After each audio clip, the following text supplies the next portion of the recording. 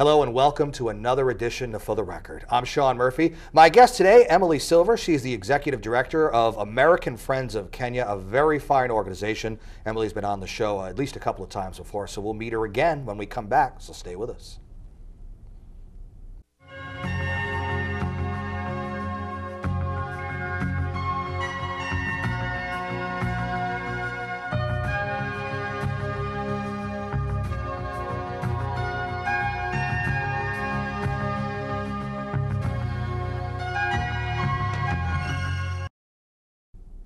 Welcome back to For the Record. I'm Sean Murphy. My guest today is Emily Silver. She is the Executive Director for American Friends of Kenya, an excellent organization. And Emily, such a good guest that this is, would this be like your third time coming back, I believe? This is my third. And there's always, you know, it's interesting, this organization is so great and there's always so much, so many new things to talk about. First of all, welcome back. Why, thank you. Thank you for having me. Maybe give, for those who haven't seen the other shows, give sort of a synopsis of what American Friends of Kenya is. What kind of organization is it? Okay, we are essentially a organization that works with our partners in Kenya in order to improve things like public health, education, literacy with development of libraries, and we've been going now since 2004, which really isn't that long a time. But each year that I've come back here, we've had some dramatic changes, so I'm glad to be able to share those with you today. Now, what is the situation in Kenya for that an organization like this would be needed in the first place? Okay, Kenya is a wonderful country. It has tremendous resources. It also has tremendous poverty and the challenges faced by most of the African countries. It has a fairly stable government. Right now they're going into an election March 4th.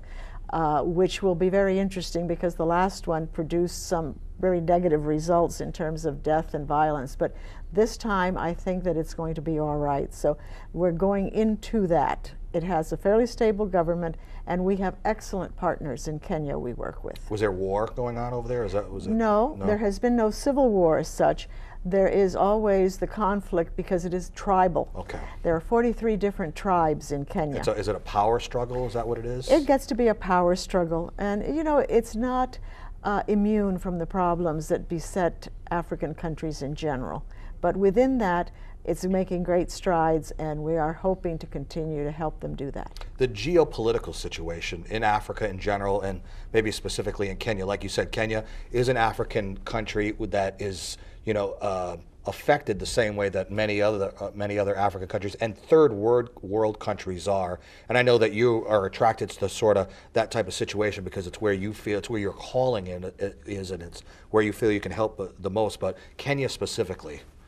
Kenya specifically has really made great strides in terms of fighting AIDS. Okay. AIDS has been a focus that we've had for quite a while. We really have three separate teams. We have an education team that works with the Kenyans, both in the educational departments and in all of the areas of Kenya. We have a library team whose probing lust is literacy. We really set up libraries. Yeah. And the medical team is my team. I run the medical team. And it's very much public health initiatives that we're trying to. I think the last time you were on the show, I think we had put up some images of a library being built, I believe. Yes, Was that is built. Yeah, that is built. Okay. And this year, we are so proud of one of the things I most love. We have Kenya's first library for the blind that we have set up. It includes braillers, it includes books on tape, it includes large print books, all kinds of different things that you would be able to use to help both children and adults. We work with a group of adults in Kenya that have even set up, we've gotten them musical instruments and they are now cutting a record, if you will. Excuse me, I guess now it's a tape or a disc. Now it's you know, now it's an MP3 and, online. Well, whatever it is, they're doing it. Yeah. And so we're very proud of that. We have also set up, we're setting up 3 more libraries. We work in Eastern Kenya, Western Kenya, Central, you know, all over. Even in the coast of, in Mombasa, there is now a library we have been sending books to for quite a time. So it's, you know, it's the general feeling what Kenya wants is education. Only through education can there really be significant change brought about. And that's hooked in with literacy. and the ability to have children read. And when you have libraries, you're headed that way. Now, libraries, as far as literacy goes, would you also want more schools too? We have schools. We have, as a matter of fact, we have partners that have networks. And in a network, you may have 30 schools, 40 schools.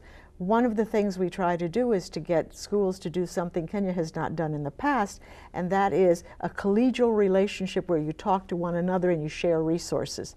So the head of a team, of a network, will receive all of our supplies. We send a 40-foot container every year full of books, medical supplies, school supplies, any kind of things that we have that can be used.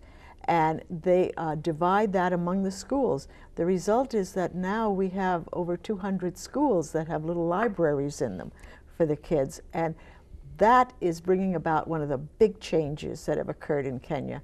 And that is that we have now, over the 3 years we have worked with specific networks, we find that while these results of testing in Kenya have remained pretty much static and even dipped some in the regular schools, the schools that we have been supporting, which incidentally aren't the fancy ones, they're the schools in the bush, the schools in the slums, those schools, the scores are defying that and are going up. Now, what is the reason for that? Is it because they are eager to want to, like you said, they want to be a literate country? They want it, and now they have the resources. Right. See, you can't do it. That's like when we go in, when my medical team goes in, we do a lot of teaching.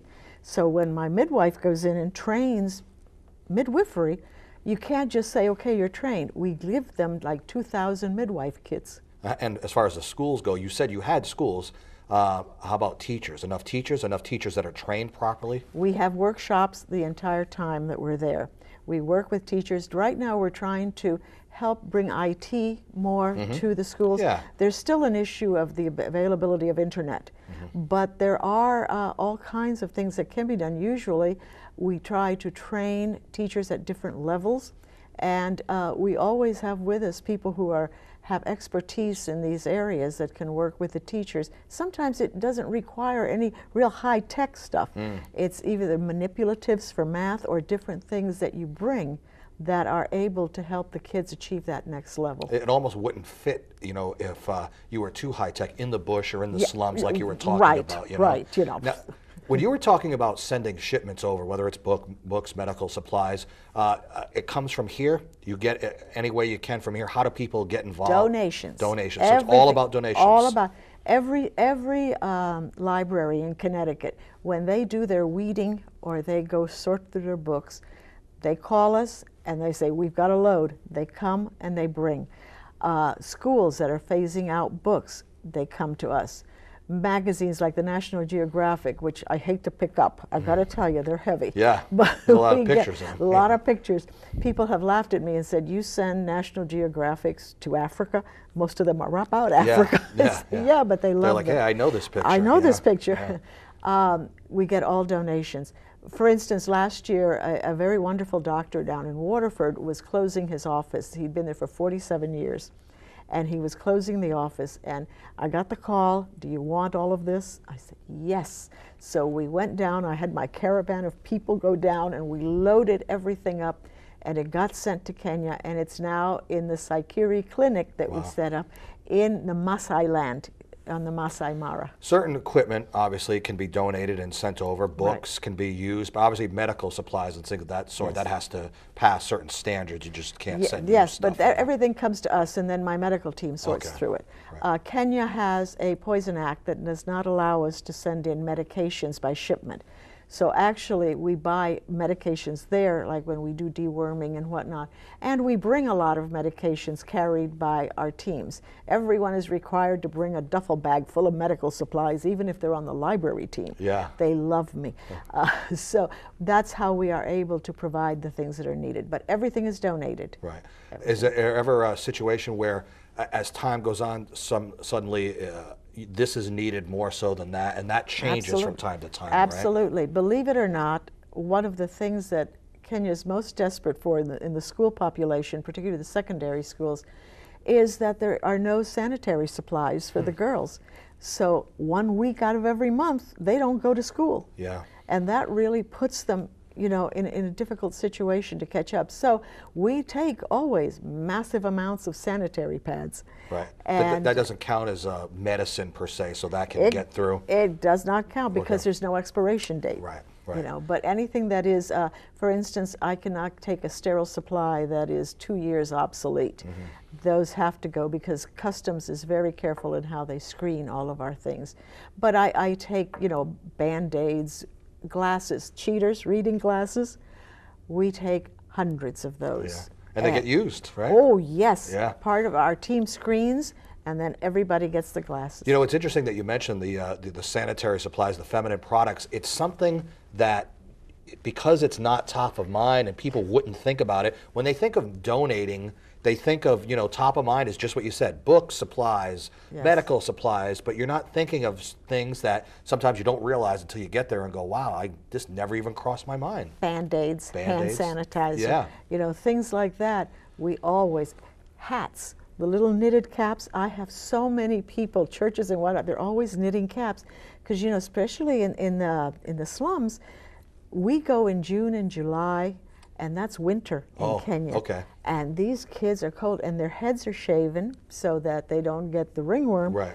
But they put the little hats on, and it's wonderful. So things like that are just very, very important to us. Sometimes you don't realize that you need something until you need it. Yeah, or until you discover it and say, you know what, this works great for us. You know. Absolutely. We have shipped all kinds of stuff. Bicycles. People who, you know, having a bicycle in Kenya can almost be a microfinance project because now you've got a bicycle, you can get bananas, you can go sell them. So any kind of thing like that. We have, one of the things we really need, and if anybody's listening, are small plastic tables and chairs, like for children. You know how you're driving down the road and you see them on the side of the road because your kids outgrew them? Right, right. Those, we work with a school called St. Joseph's Schools that is for girls, what they call girls with crippled diseases. You know, they actually have nowhere that they can sit comfortably because they have deformities or they have CP. So anything like that we send, and we actually are able to put that in the school. Well, since you know you were talking about so many different things that are needed and different ways that you go about getting them and then getting them over there. We're going to take a break, and I'll have you give out the website so people can go and learn a bit more. What's on the website, by the way, for everybody? On the website, it includes all of our orphans group. We have AIDS orphans that we sponsor. It has materials that we may need, things that are of particular importance that we are particularly collecting on a given year. It's got any upcoming events that we're going to have, and it's got general information about the organization and our partners. And that's essentially what they can find on the website. And if they want, you can get communication there too. You can email me from there, and I'll be glad to. We always go out to schools and talk and anywhere.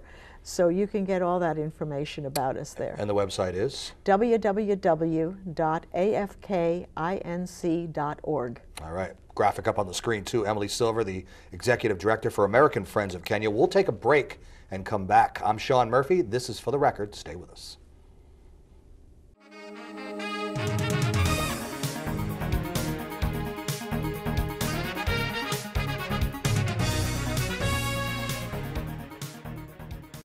Welcome back to For the Record. I'm Sean Murphy. My guest today, Emily Silver. She's the Executive Director for American Friends of Kenya. That's a separate organization from, I guess, the international organization of Friends of Kenya, Well, right? we have nothing to do with Friends of Kenya. I just happened to Google and found Saw it. that, yeah. But we are different. I have no idea what they do, and I don't know if they're international or really, it has nothing to do with us. Well, you know, if they're helping out the same people that you're helping out, more That's power fine. to them, you know? More power to them. As executive director of the organization, what exactly does that entail as far as your duties?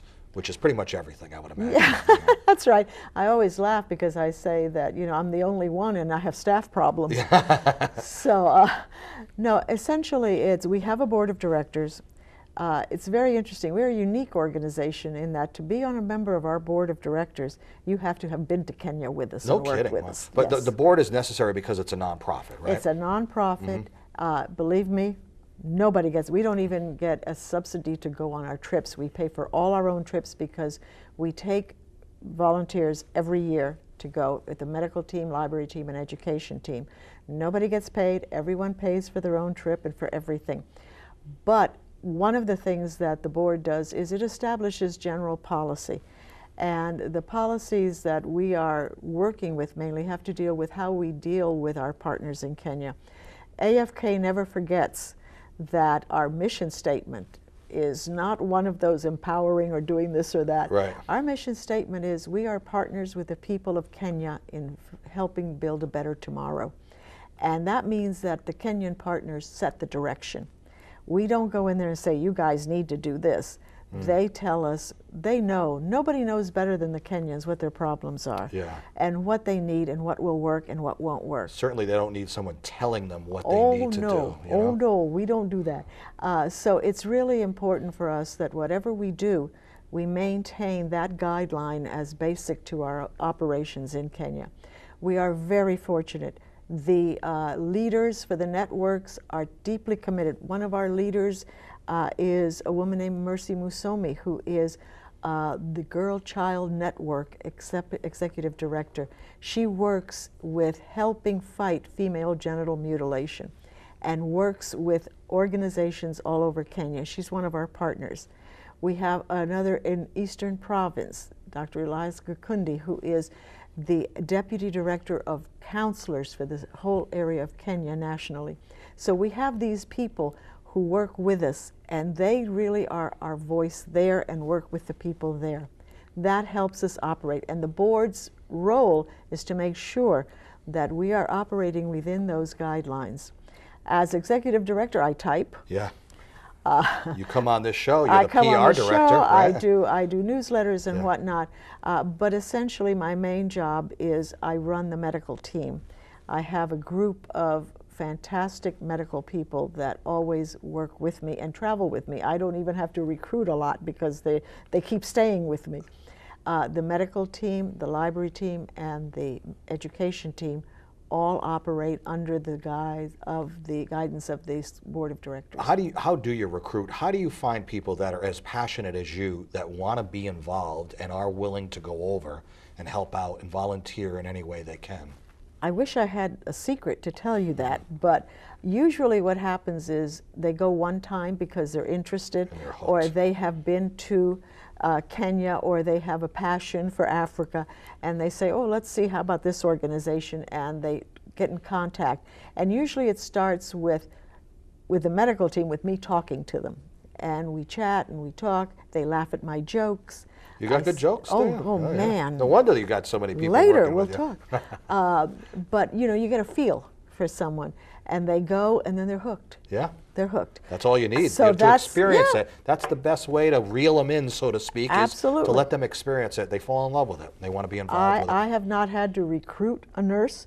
The last few years we have incredible, the one thing I will tell you is that most of my nurses are retired. Okay, so they've done their career. Yeah, and they nursing. have this broad background, because medicine and nursing is different in Africa. Yeah. Just like AIDS is different in Africa than it is in the US, there are differences, and you need somebody with a broad background that knows medical, surgical, pediatrics, maternity, everything, to bring all of that to bear. So I prefer people who have had a broad-based background. Now, I want to get to something, and this is very important, because we were talking earlier about, you know, donating books, you know, and a varied, you know, in the medical field and just education. But there's a specific aspect of some of these donations that you're really looking for. For example, let's talk about books for a second. Let's talk about the schools. One of the things that you're in dire need of right now is, when you say books, well, what kind of books? Well, one of the things you really need is like sort of the teacher's edition of certain books. I need general books. I do not need textbooks as such, because Kenya's Department of Education has a mandated curriculum with mandated books. So they have to be very specific. Right, so they have to be those books. However, I do take some textbooks because I will give them to the teachers as resource. What I need are child growth and development books, disabilities, which is an area that we're getting into, and as a matter of fact going to be attending a conference on disabilities in Nairobi in August. Books on teaching methods and teaching styles, books on basic strategies for working with either children that have developmental issues or whatnot, so all of those. And we do not just supply local schools or lower level schools. We actually had a request from the university, Kenyatta University, to ask for books on gerontology. No kidding. So we've been collecting those. We do send, for instance, nursing schools. We send a lot of nursing textbooks, medical textbooks, specialized textbooks. One of the things that AFK has done is we take in AED devices, you know, defibrillators, and we teach them how to use them and then give them material that they can continue to use them. Everything we take over, we give them the information needed to be able to work with it. So books that are specialized in that way are great. They love, oh my gosh, handyman books.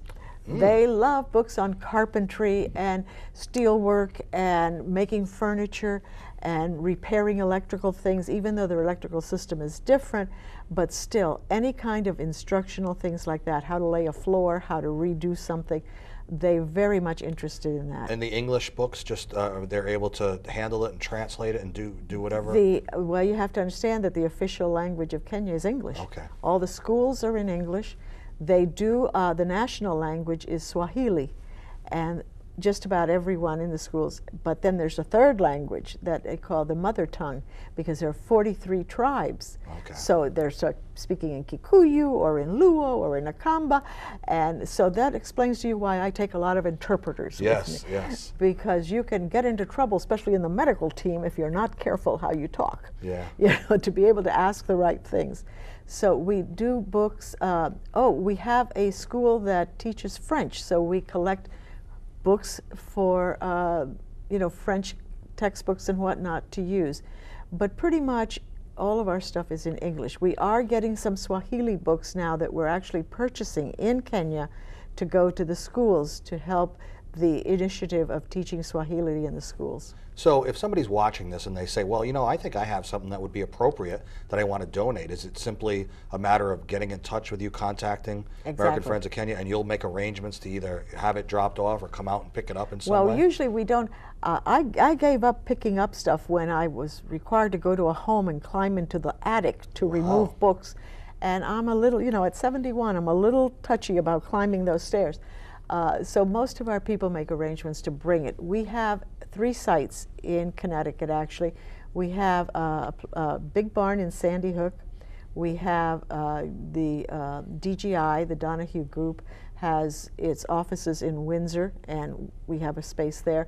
And Otis Library in Norwich gives us space, and that's our main storage facility where we pack everything. So if they contact me, I can make arrangements to meet them, and we can do whatever we need to do to get the stuff. And certainly those watching in Rhode Island, if they are interested in getting involved in some way, whether it's some kind of a donation or volunteer work, they can certainly, they're close enough where they can get a hold of you and make arrangements. CD players. CD players, that's what you're looking Desperate for CD players No and tape players, because for the Library for the Blind, we use that, so that's great. Or if people who travel a lot and are tired of traveling have converters, electrical converters, we'll take those because we need those. Now, we've talked a lot about things that are needed or donated. What about people and sort of prerequisite for their ability to volunteer? What do you need from them?